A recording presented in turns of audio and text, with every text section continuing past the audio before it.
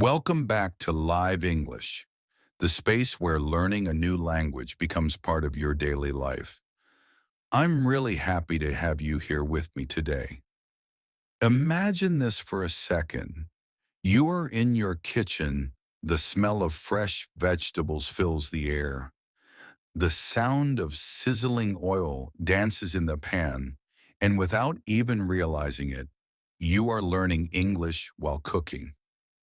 Yes, today, we are turning your kitchen into a language classroom. Cooking is one of the most natural ways to practice English. It's something you already do every day, so why not use it to make your English stronger and more natural? You don't need a textbook, you don't need a desk. All you need is your voice, your curiosity, and maybe a few ingredients. When you wake up in the morning and start preparing breakfast, that's already the perfect moment to begin speaking English. Say out loud what you're doing. For example, you can say, I'm boiling water, I'm cutting bread, I'm making coffee. The more you speak while doing your daily routine, the faster your brain connects actions to words. Let's imagine it together. You're standing in your kitchen, the light is soft. The day is just starting. You pick up a tomato and instead of staying silent, you speak. You say, I'm cutting a tomato. Then you move to the pan. I'm frying eggs. I add a little salt. I stir slowly. The smell is delicious. In that moment, you are not just cooking, you are learning, you are practicing, and you are training your mouth to think in English.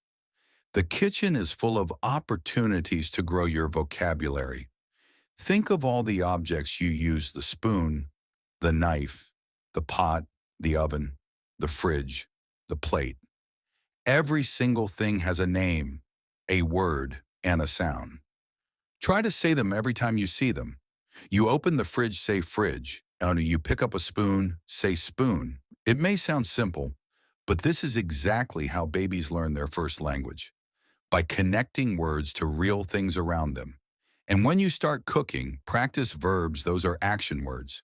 For example, wash, cut, fry, boil, mix, bake, serve.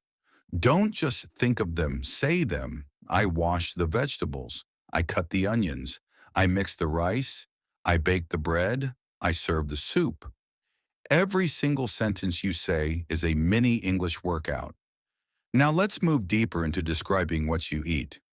English is full of delicious adjectives that describe food: hot, fresh, spicy, sweet, salty, soft, crispy, tasty, creamy.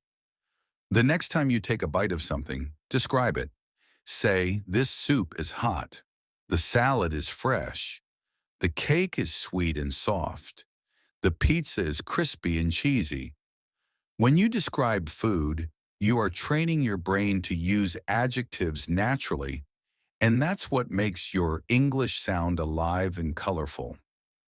Another powerful way to learn is by describing your cooking routine. You can say things like, I usually eat breakfast at 8. I drink coffee every morning. I sometimes cook pasta for dinner. I rarely eat fast food. These sentences may seem small, but they are very important. They teach your brain how to speak about habits, and that's a big part of natural conversation in English. And don't forget about numbers. Recipes are full of numbers: 2 eggs, 3 tomatoes, half a cup of milk, 1 spoon of sugar. Numbers are everywhere, and cooking gives you a perfect chance to practice them without stress. You can even challenge yourself. Try to read recipes in English. Say them aloud as you cook. Add 1 teaspoon of salt. Stir for 5 minutes. Bake for 15 minutes. It's real-life English, practical and fun. Here's another idea that works amazingly well. Talk to yourself as if you're hosting your own cooking show in English. Imagine you're explaining your recipe to an audience. For example, say, hello everyone. Today I'm making my favorite pasta. First, I boil the water. Then I add salt and pasta. After 10 minutes, I drain it. Now I make the sauce. I cut tomatoes, onions, and garlic. Fry them with olive oil and add some spices. Finally, I mix everything and serve it hot. You see, you just spoke English for 1 full minute without reading a book or memorizing rules. That's how you build fluency through fun and repetition. And don't worry if you make mistakes. Mistakes are normal. In fact, they are proof that you're learning. Every time you say something wrong, you're one step closer to saying it right. Be patient with yourself. Smile, correct, and keep going. Nobody learns a language in silence.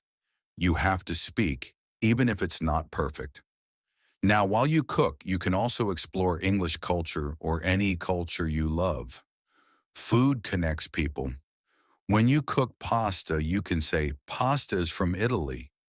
When you eat sushi, say sushi is from Japan. When you make tacos, say tacos are from Mexico. You're not just practicing English words, you're learning about the world. Cooking also helps you practice sequencing words. These small words that give structure to your speech. First, then, after that, next, finally. You can use them anytime you explain something. For example, first, I wash the vegetables. Then, I cut them. After that, I fry them in oil. Finally, I serve the meal. These connecting words make your English flow like a story, not a list. Speaking of stories, think about this. Every recipe has a story. Maybe your grandmother used to cook it. Maybe you learned it from a friend. When you tell that story in English, you are doing something powerful.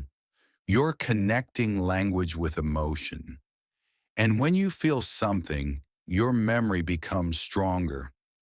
You'll never forget the words connected to moments that matter. So next time you're in your kitchen, turn off the pressure of studying grammar. Instead, turn on your curiosity. Talk to yourself. Speak out loud. Describe everything.